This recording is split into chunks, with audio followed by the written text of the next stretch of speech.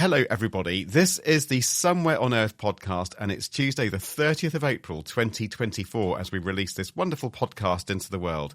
Though we say it ourselves. Wonderful. There you go. So modest. We are in our studio here in London, and we have at least one voice from Mexico City today.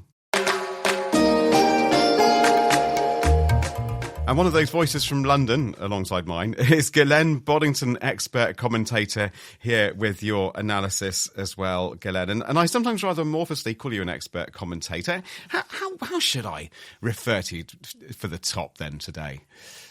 Yes, Are you happy with expert commentator? I am. Although, I'm not necessarily a total expert on all these subjects, but yeah, sure. I've done my research and I'm ready to go, and I'm looking forward to our discussions about it, Gareth, which we can always buzz off each other, and of course the people that are coming to speak to us. That's how it's going to work. So, to ease us into things then, what about some of the things that have been on your mind this week, Ghislaine? Do you have any gossip for us, or do you want to share what's been occupying you, as it were? I've been bubbling along on and feeling positive about new innovations and new initiatives that I can feel starting to really emerge and make sense post-lockdown. And one of the projects I've been working on, linked to my university, Greenwich, has been, it's called the Enterprise Challenge.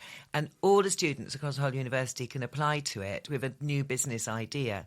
And we had a wonderful time. I was mentoring one of the students, and she did win a prize, the Social Impact Prize, Siobhan Abdurrahman, with her Buddy app, which is a safety app for women to be able to go out to music events, to go meet up with each other, look after each other and get home safe, yeah? But also some very lovely ideas, like one around alcohol-free and how to become alcohol-free, and another one, an engineering one, Quick Switch, which is a special device for an SD card, which allows you to use it on the move and never runs out of space on your camera.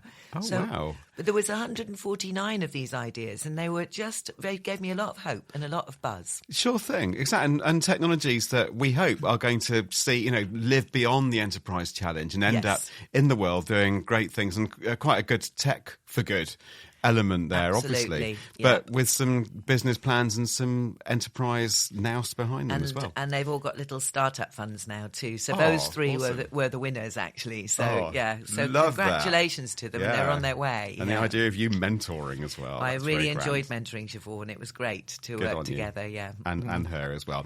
OK, let's jump in. And coming up today,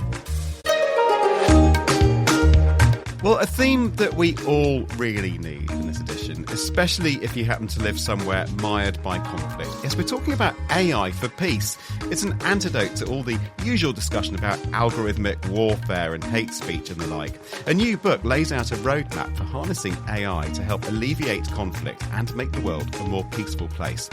Also in this edition, we're celebrating World Password Day. Yes, there is such a thing, and it is this week. Prepare to feel ever so pleased with yourself if you have separate, strong passwords for all your accounts. But on the other hand, are some of us perhaps skulking at the back of the class if we still let ourselves down by setting rubbish, rather weak passwords and then hoping that nothing bad will happen? Well, it's all up for discussion right here on the Somewhere on Earth podcast.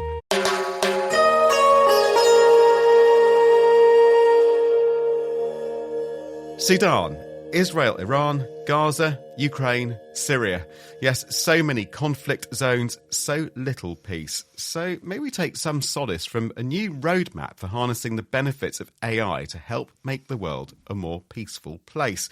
After all, we're often hearing all about the evils of machine learning, but from forecasting political violence to fighting hate speech, AI has much to offer in tackling conflict and the sources of conflict. These peaceful ideas have come together in the appropriately titled book AI for Peace. One of its authors is Branka Panic, and she joins us from Mexico City. Branka is also director of the organisation AI for Peace. Welcome along to Somewhere on Earth, Branka. Thank you so much. It's a pleasure to be here.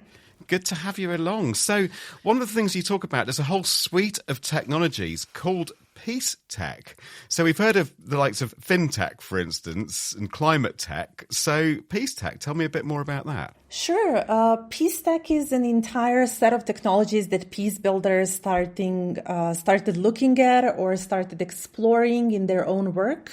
So early on as just the use of mobile phones, or in some settings even radio, where people are predominantly using radio as a source of information. The radio can be a very powerful tool for informing communities about the upcoming violence, or giving them ideas how to sustain peace in their own societies. So for more than a decade now, peace builders were adding to this. I like to call this a toolbox of a peace builder, searching for different technologies that can be useful in their work. And AI, we are exploring AI now as another tool in this toolbox. So give me a few examples of how AI might be part of this toolbox. Well, starting from conflict prediction, I think conflict prediction traditionally has been an idea and the goal of every peace builder. We want to know what is happening. We want to know when the crisis is coming in a certain region, in a certain part of a country, and we want to be ready for what is coming. This is applicable to peace builders, but also for humanitarian actors who are also using different artificial intelligence tools to make sure that we have different early warnings and to use these early warnings for early action. So I would definitely start with conflict prediction, but there are many other examples we are using and showing in the book, and they're on our own work, such as hate speech and utilization different technologies in understanding what kind of consequences hate speech is having in online spaces, but also what kind of consequences this can bring to physical spaces. Then human rights protection. This is a very exciting field, and we most often hear about different negative applications of AI and consequences for human rights, which is really important field, and we definitely cover this in the book as well. But we are also looking into potentials of different AI technologies to strengthen the work of human rights defenders. Another very interesting field is the intersection of conflict and climate. I think this one, comparatively to conflict prevention, is much earlier than the use of technologies. It's the essence even of diplomacy work, of relationships between countries to predict what is going to happen, what actions of other countries will be. While in the case of climate, this is something new the world is struggling with. Yeah, well, you mean because like populations getting displaced because of climate change? It could be those kinds of things. Of course, the balance of where different resources are in the world, that's very much affected by climate change. Would AI be looking into all these factors and using that as some kind of predictor? Absolutely. Exactly. The migration or displacement is one of the very important elements where the technology is looking at, but also we are overlapping this with other factors that are happening in the society. And this is this added value that technology can bring. These patterns with economical changes, natural disaster shocks, the social mechanisms in the country, the political institutions, elections. We can overlap all of this with the data science and try to see those patterns that human eye will not necessarily always catch. And it's quite a new field as well, so we are not over-promising here. That's why we are clearly saying this is not a silver bullet for solving all of the problems, but it's definitely a potential tool that we think we should use more in the future. Stay with us. We'll be right back.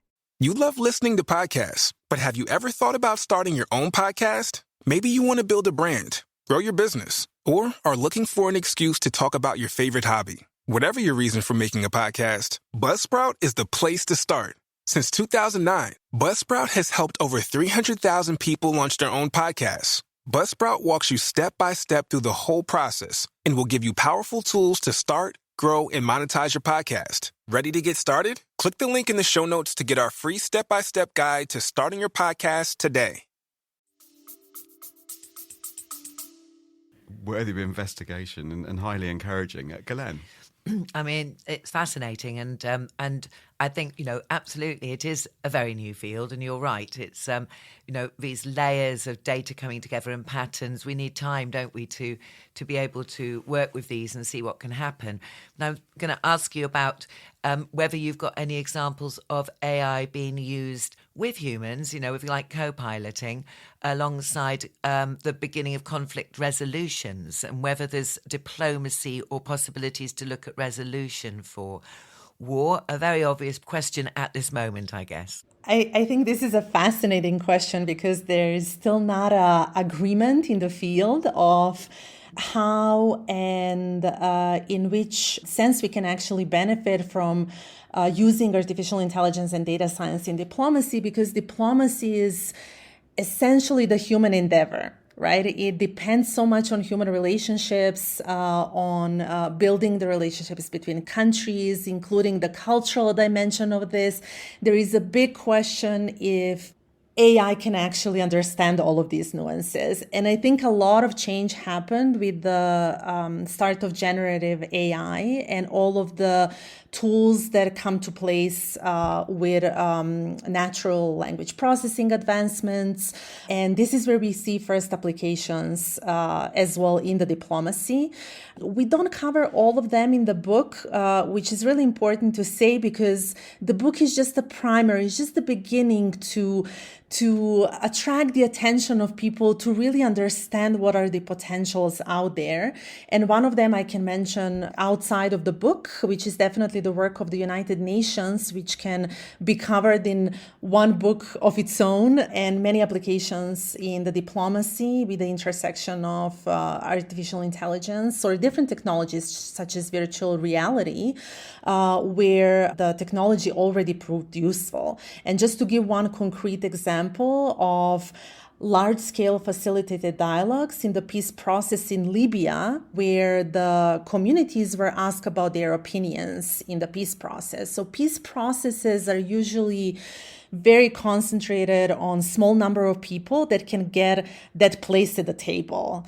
And this technology is now opening a completely new avenue of consultations with broad area of communities, and also it's giving potentially, we will see in the future how realistic this is, but potentially it's giving an opportunity to facilitate these dialogues in different languages and different dialogues as well. And the United Nations team did a great work in Libya of actually building a system that facilitated these dialogues in different dialects of Arabic language. So that is a kind of mediation element there. And again, you're interested in that as well, aren't you? This kind of AI as a mediator function. Yes, I really like that, your answer there and the example you've given, because this is exactly where peace negotiations, of human to human do go wrong. And you're right. It's a very small community of people who have a say in what's happening. And they've also potentially they're influenced by their own political sways or, their careers or whatever else. So the fact that example you gave means that it can be right down to grassroots communities, and using the dialogues that they use, using the languages they're using to get opinions, and I guess from very local areas too, and smaller regions, and seeing what opinions there are in one side of a country, say, to another, and then that actually is starting to bring together potential peace negotiation points, that can be used between, obviously with human negotiation. And this is why I'm very interested in the co-piloting of the two together. There is a big challenge, if we can take this as a conversation, there is a big challenge as well there that we want people to be aware of, that so many of these communities still don't have an access to the technology. They don't have an access to the mobile phone or access to internet or to the laptop. Sometimes, especially in context that we are working in conflict context, the communities don't even have access to electricity. So there are huge challenges still in this place, and this is why we are advocating in AI for Peace, and the entire broader community around AI for Peace is, of course, first advocating for bridging the digital gap. And we are trying to invest in this through all of our projects, acknowledging that still not all of us have access to the technology, but we also see a huge potential of this technology also bridging this gap. Yeah, no, you're absolutely right. And then, on top of that, alongside access to the hardware and the software and data access, is digital literacy too, which comes into the equation there too. So there's a whole set of layers of education to be able to enable people to have a voice, to have a say into this, And Branka, then, you call this a roadmap. So what is it a roadmap to, essentially? Is it just understanding more about this stuff? Is it about making sure the right people are sitting around, a diverse group of people are sitting around the table and developing these systems? Is it about rolling them out into places where conflict could be an imminent risk? I don't know. Where does this roadmap lead to? I would say both, but with a caution around the last one, with a caution around quick deployment of solutions. And that's why we are really emphasizing this ethical dimension. But first to stress, this is really we call it a primer, a roadmap, right? A primer for people, for two groups of people. For peace builders who don't necessarily have an access or knowledge about AI, we want to add this additional tool in their toolbox, right? We want to let them know what is happening in this artificial intelligence field. We want to demystify what this technology means, what is happening in our own field of peace building if we go beyond the things that we are reading in newspapers. And we want to give these concrete examples. So we are giving a bit of a theory, but most of the primer is practice. Examples of organizations from different sectors, from academia, governments, private sectors, but civil society organizations as well, that are already experimenting or applying different data-driven methodologies, data science, natural language processing, in advancing their mission and vision. So we want to inspire peace builders to think into the direction of artificial intelligence. And presumably to be there to help them. And just briefly, Branka, if you will, say just that last point. Just the second target group, because it's very important for us, and those are the AI people, data science people who maybe never even got a contact with peace building or peace. We want to get them excited about applying their skills in a very responsible and ethical way, so we can together advance the applications of artificial intelligence in peace building. Branka, well, thank you. And we'll hear more from you in the subscription extra of this podcast. Just before we leave this, though, Ghislaine, there is an important date on the calendar relating to all this, isn't there? There is, and Branka mentioned how much the UN is doing in this area of responsible AI for peace, but also they have a global summit, and it's at the end of May, which is entirely about AI for good. And I had a really good look through the programme, and it's fascinating. And I think I'm really with Branka there about actually what summits like that with multiple examples, and her book with multiple examples can actually show AI makers, coders, etc., what they can do, which would be solutions and positive side of the world, rather than just working on new conflict war games for teenagers. That would be nice, wouldn't it? Okay, Ghislaine.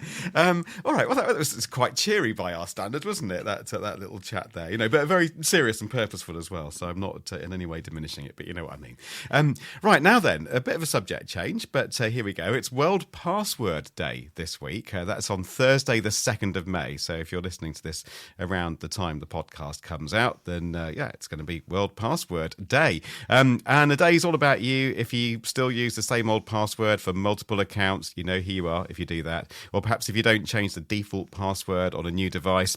So if you have lame, easy to guess login codes and you don't change them regularly enough, or perhaps you list them all, please tell me you don't do this, but list them all on a spreadsheet titled passwords, then you definitely need... Ghislaine has her head in her hands here. Then you will need World Password Day just to get you on the right track.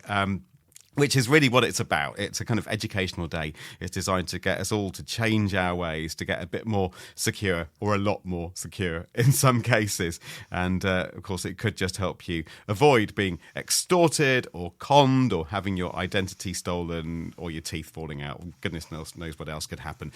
So, Ghislaine, what about you? I'm going to jump in with you on this one then. Do you need to take the password pledge? Because that's one part of this this World Password Day. I'll tell everybody about the pledge in a moment. But or are you sitting there on your moral high ground with your password app and your two-factor authentication all set up and you're completely bomb-proof? Well, I have to be honest, I have been a lot more careful the last 3 or 4 years, yeah. But prior to that, which is another 10 years or 15 years of passwords, I haven't had time to go back through them all and check everything. Because if I look in my password vault, I've probably got 180 different things. So many different accounts. Yeah, but I have learned to be a lot careful, and I've listened to the inputs that we've had in various points in this show and other shows, and our special expert, Bill Thompson, who is very clear on all this. And one of the things I remember him saying, this is really about backing up as well, is to make sure that you back up on removable hard drives, that are not part of your overall system, and that you back up your passwords there too, so that you're not caught in a if a virus gets you, you don't lose all that stuff. It's separate. He calls it airspace, doesn't it, between the laptop and your backup system, So. But yes, there is lots of things, aren't there, Gareth? Yeah, loads of things. Yeah, Yeah. and I mentioned that pledge. So the people behind World Password Day, they've just come up with this one-page pledge, and they're just challenging everyone to go through this. So, and it's for people to pledge, for instance, that they will create strong and unique passwords using 3 random words. The pledge also says, I will use a different password for each account. And the other one is to turn on that second layer of security. So 3, quite simple but profoundly important things to do there as part of that password pledge. And also, we have heard from one of our listeners who wants to remain anonymous, but he sent us a few of his thoughts. He's obviously good at all this kind of stuff. So here we go. Let's just listen to this first clip. Passwords can usually be cracked by social engineering, guessing somebody's date of birth or finding out on some social media platform. Data breaches in companies.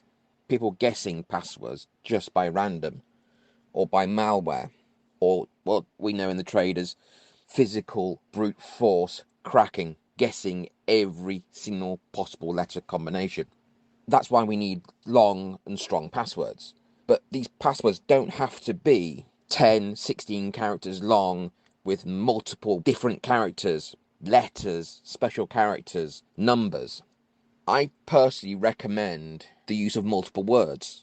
So 3 or 4 words will give you the length that you need.